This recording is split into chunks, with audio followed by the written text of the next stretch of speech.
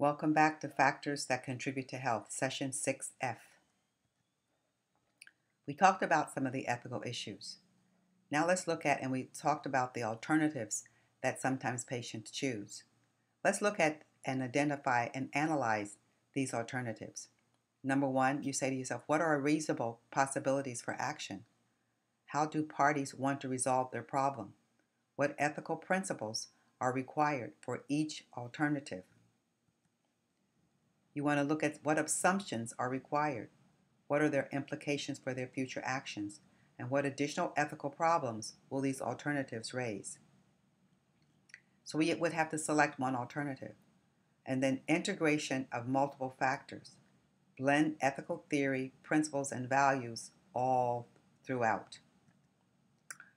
Once that's done, then you justify the selection, specify reasons for the action, clearly present ethical basis for these reasons, understand the shortcomings of the justification, and anticipate objections to the justification.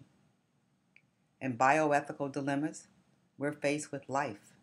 Is it going to be quality? Will the person be able to reproduce? Death, dilemmas in between. Injustice and the right to health care, such as organ transplantation and allocations of scarce resources.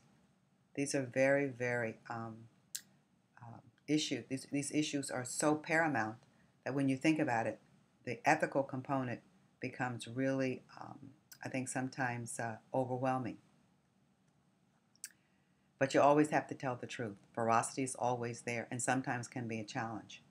I know I think about it all the time when I get them to sign consents, informed consents, when it says all the untoward events that could occur. I cringe.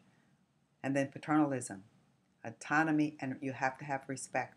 They have to be accountable as well as you as well. Now we're going to look at the Code of Ethics. I'm sure you've looked over that reading already. So what we'll do when we meet in our chat is we'll discuss the provisions. I'd like you to select one that really is near and dear to you so that you can let us know. All right, that's it for factors that influence health. Any questions? Make sure you email, post them on your discussion site, and I'll see you for next week.